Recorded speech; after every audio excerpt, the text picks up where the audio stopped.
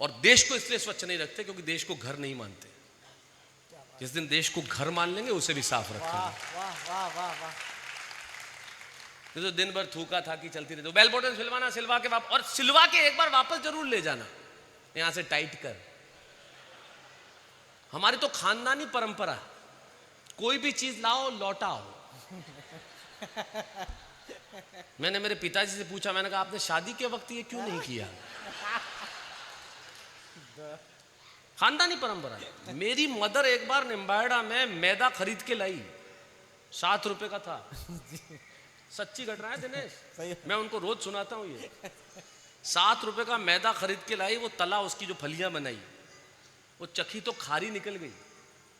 तली हुई फलियों का डब्बा लेके दुकान पे गई और 7 रुपए का मैदा खरीदा था, 13 रुपए वापस लाई। मैंने कहा ये हिसाब कैसा हुआ? बोले अपना घी भी तो जला है। क्या बात है, ये खतरनाक बात, वापस लौटाने का। मेरे पिताजी नाई के पास एक बार वापस भेज दिया और कटा के 5 रुपए दिए। फिर ये कैसा हिसाब हुआ? फिर एक दिन मैं भी घोट मोट होके ही आ गया। मैंने कहा मेरे पास 20 रुपए थे, उसके बाद खुले नहीं थे। तो फिर 2 झापड़ पड़ी, अभी तो मैं हूं।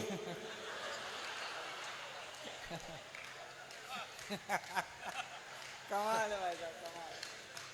वो छत पे जाना, एंटीना हिलाना, वो बेल बटन सिलवाना, सिलवा के वापस लौटाना, ऐसी कितनी चीजें तुम्हें गिनाऊं। वो सभी भाई बहनों का एक कमरे में रहना, वो सभी भाई बहनों का एक कमरे में रहना, वो एरोप्लेन को हवाई जहाज कहना, वो सभी भाई बहनों का एक कमरे में रहना, एरोप्लेन को हवाई जहाज कहना। वो अगली पंक्ति इतनी कारुणिक है, अगर मैं वहीं पहुंच गया हूं तो। ये कविता मुझे क्या है, कई बार बीच बीच में से मैं भूल जाता हूं, लेकिन कोशिश करता हूं कि याद आ जाए, क्योंकि ये आखिरी के कुछ पंक्तियां हैं जो मेरे को अक्सर याद नहीं रहती। तो इतनी करुणा आ जाती, ये कागज गिर गया दिनेश, इतनी करुणा आ जाती है इसके अंदर कि मैं एकदम अभिभूत हो जाता हूं। और जब अभिभूत हो जाता हूं तो ये पंक्तियां सुनाता हूं। ये ले,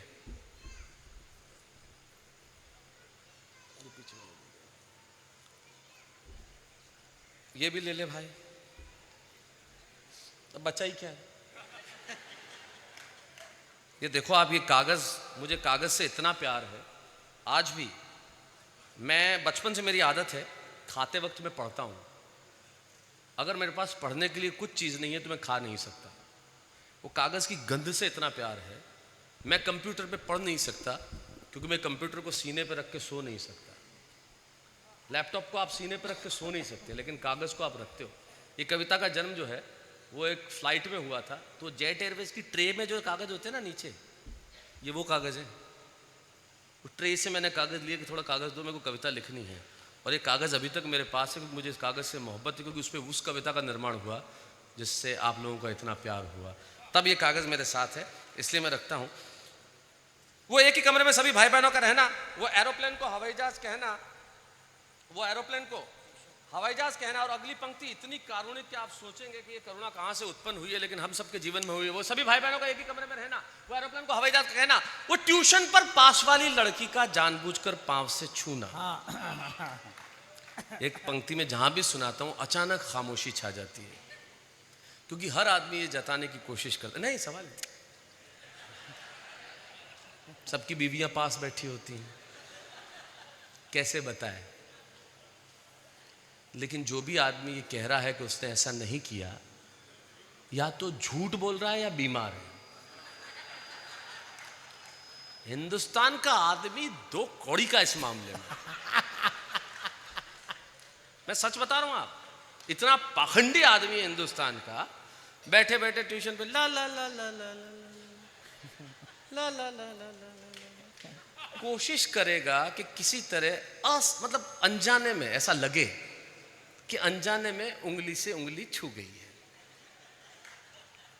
मैं बहुत सच बोलने वाला हूं देवेंद्र जी, अनजाने में छू गई। मुन्ना भाई याद करो इतिहासों को।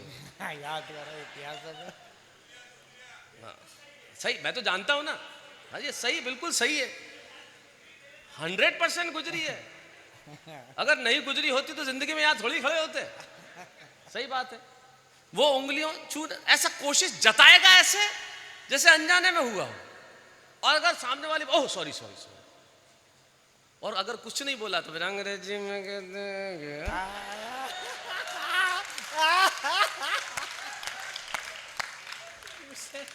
तुरंत 1 मिनट में इतने दो कौड़ी के लोग हम, महापाखंडी, और ये खामोश हो जाते हैं। मर्द देखते हैं साथ में बीवियां बैठी है, बीवियों पे प्रभाव मत जमाओ, ट्यूशन पे वो भी गई हैं।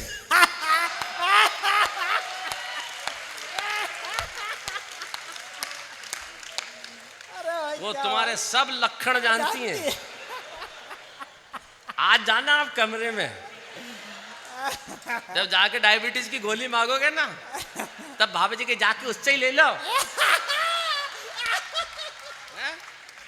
बोले बैठ के वहां पे टुकुर टुकुर देख रही है, दीदे फाड़ फाड़ के।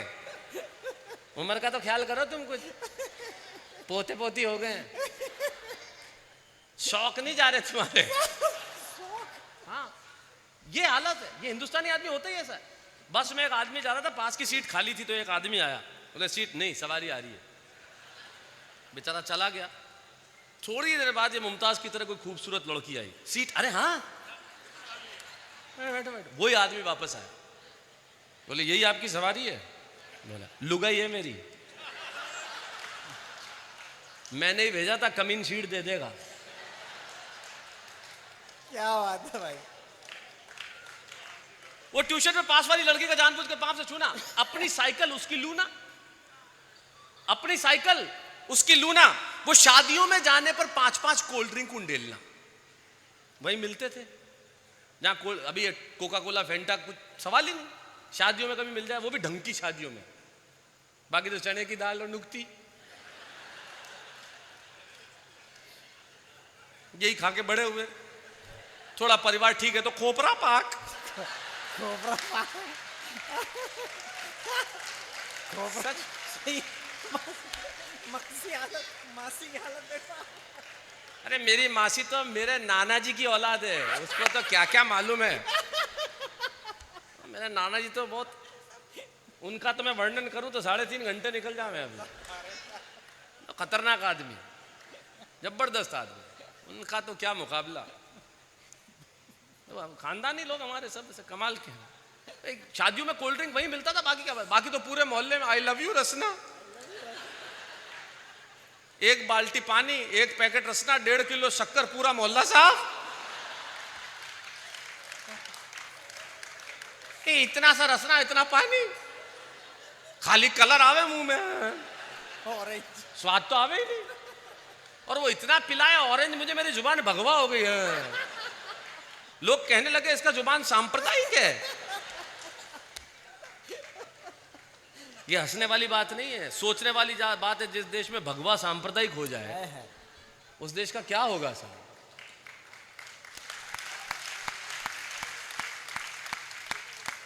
I love you Rasna.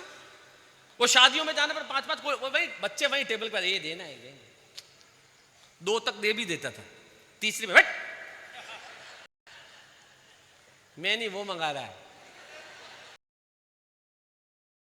Cold drink डोलना, खेलना, वो आधी रात को सोना, आधी रात को छत पे सोना बिना किसी सामान के घर पर, वो रात को दादाजी के पांव दबाना, वो रात को, आजकल कहां बच्चे दादाजी के पांव दबाते। मेरी बेटी स्वरा, उसका सेंस ऑफ ह्यूमर मुझसे कई गुना आगे, मतलब मेरे पिताजी का थोड़ा मुझ में आया और मुझका कई गुना आगे आया। वो उससे मुझे बहुत बढ़िया शब्द दिया, बब्बू, वो मुझे बब्बू बोलती है, और बब्जी।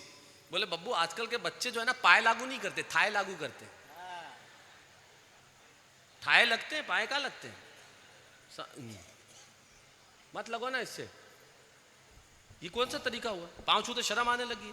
हम दादाजी के पांव दबाते थे, वो कमर, आज भी पूरे उनकी कमर पे चढ़ के दबाते थे। आज भी हमने खूब अपनी माँ के सर दबाया, पांव दबाए, और ये बहुत करना ही चाहिए, ये करने से बचते हैं हम। लेकिन अगली पंक्ति जो कहने जा रहा हूँ, मुझे नहीं मालूम आपने किया नहीं की, मैंने बहुत की। जब मैं गाँव में रहता था मैंने खूब किया, बॉम्बे में बहुत मिस करता हूँ इस काम को करने से, जो अगली पंक्ति में कह रहा हूँ। वो दादाजी के, आधी रात को दादाजी के पांव दबाना, और आधी रात को उठकर भौंकते हुए कुत्तों को भगाना। इधर सोए नहीं और इधर कुत्ता भौंका नहीं, और मेरे पिताजी बबलू। मुझे आज तक पता नहीं चला मेरा जन्म इस संसार में क्या कुत्ते भगाने के लिए हुआ। कुत्ता भौंके और मेरे को याद करे। इधर कुत्ता भौंका, बबलू। कुत्ता रो रहा है, भगा। अरे कुत्ता रो रहा है तो मुझे क्यों जगा रहे हो यार? नीचे जाके मैं भाग करता रहता। मैंने बहुत इतना किया, ये खूब किया मैंने। इधर कुत्ता भौंका, बबलू, और इधर नीचे।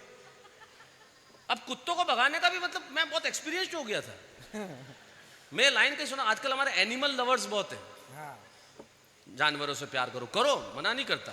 वो मैं लाइन सुनाता हूँ, कहते चले जी ऐसे कहते हैं भगाना। अरे तो भगाऊं नहीं तो क्या करूं, मुझे बताओ। और कुत्ते को भगाओ कैसे आप? Please go. Please go. कैसे भागेगा मुझे बताओ? किस भाषा में भागेगा वो? प्यार से भगा सकते हो क्या? भगा ही नहीं सकते। ऐसे ही भागेगा, और कैसे भागेगा? और तो कैसे भाग? मेरे चाचा जी के घर मैं गया, मैं तो, उन्होंने पाली एक डिम्पी। अगली लाइन बोली, मैंने माथा ठोक लिया मेरा। डिम्पी भैया आए हैं।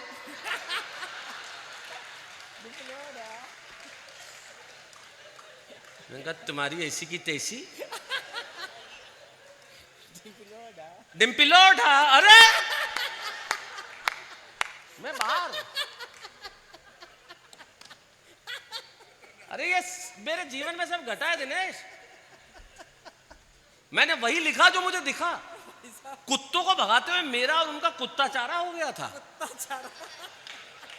हाँ, जो भाईचारा हो सकता है तो कुत्ताचारा क्यों नहीं हो सकता? हम एक दूसरे की लैंग्वेज समझने लगे थे। एक मोहल्ले में गया तो अंग्रेजी बोलने वाला कुत्ता, पहला कुत्ता आया हु। कौन? दूसरा हाउ। कैसे? तीसरा वाई। क्यों? चौथा बोला शैलेश लोढ़ा है, अपने घर जा रहा है। सब मिलके बोले ओ। क्या बात है भाई साहब, वाह वाह वाह वाह वाह वाह वाह वाह वाह। वो रात को दादाजी के पांव दबाना और आधी रात को उठकर भौंकते हुए कुत्तों को चलाना, वो दिवाली पे पटाखा चलाना, बहन से लड़ना, चोटी खींचना, भैया तंग करता है कह करके रोना, फिर भी स्नेह का धागा नहीं खोना, भैया तंग करके कहता है रोना, फिर भी स्नेह का धागा नहीं खोना, वो स्लीपर क्लास में हवा खाते हुए जाना और सुराही की मिट्टी के गन के साथ पानी, वो स्लीपर क्लास में हवा खाते हुए जाना, वो मम्मी मौसी दादी की हरदम शादी कर लेने की राय, वो थड़ी पे पीने वाली चाय, वो मम्मी का सर्दियों में स्वेटर बुनना। आजकल की माएँ कहाँ बुनती है साहब? हमारे पास 7 स्वेटर होते थे, हर दिन का एक, और सीना तान के जाते थे, क्या सर्दी हमारा मुकाबला करेगी, हमारे पास माँ का स्वेटर है। वाह वाह वाह वाह। वो मम्मी का सर्दियों में स्वेटर बुनना और कॉमर्स और साइंस 2 ही सब्जेक्ट्स में से एक का चुनना।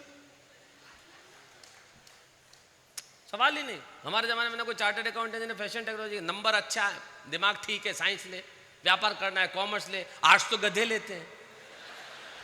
ये मेरे पिताजी ने खुद ही रिवाज बना दिया। मैं एमए हिंदी करना चाहता था, मेरी इस बहन ने और मेरे पिताजी ने मिलकर करने नहीं दी, एडमिशन नहीं लेने दिया मुझे। अरे खुद का ही रिवाज बना दिया, आर्ट्स तो गधे लेते हैं। एक दिन मैंने पूछ लिया, मैंने कहा आपके क्या सब्जेक्ट थे? 2 झापड़ पड़ी, पता चल गया उनके आर्ट्स थी।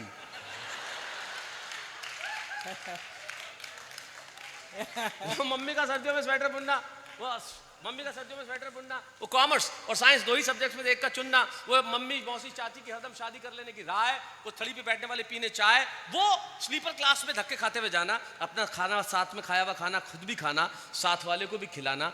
आप डब्बे में जाते थे, सबका डब्बा खुल जाता था, पूरा डब्बा एक परिवार हो जाता था। आप ट्रेन में जाते हैं, लिखा हुआ होता है अनजान व्यक्ति के हाथ से न खाएं।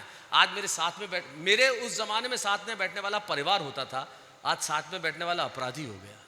हम कहां से कहां आ गए। वो ट्रेन में जाना, सर्दियों में अपने लाया हुआ खाना खुद भी खाना, साथ वाले को भी खिलाना, वो सुराही की मिट्टी की गंध के साथ पानी पीना, वो सुराही में मिट्टी की गंध के साथ पानी पीना, वो बेलौस बेवजह बेफिक्र मस्त जीना। सच सच बताना यार, मिस करते हो कि नहीं? सच सच बताना यार, मिस करते हो कि नहीं? और ये कविता मैंने सिर्फ इसलिए सुनाई कि अभी भी वक्त बाकी है मेरे भाई। कब तक वक्त और अपने हाथों मजबूर रहोगे? मिलो पुराने दोस्तों से, कहो ना यार मिले, भूल जाओ ये शिकवे गिले, ये पुराने गांव गए शहर गलियां समय रहते घूम लो, झूम लो, जिंदगी को एक बार फिर से झूम लो, जी लो मेरे यार, जिंदगी को फिर से एक बार जी लो, जीवन का अमृत ये फिर से पी लो, ताकि तुम्हारा अतीत तुम्हारे वर्तमान से ये ना कहे कि टुकड़ा टुकड़ा किरचते हो कि नहीं, और मुझे तुमसे ये ना पूछना पड़े। सच सच बताना यार, मिस करते हो कि नहीं?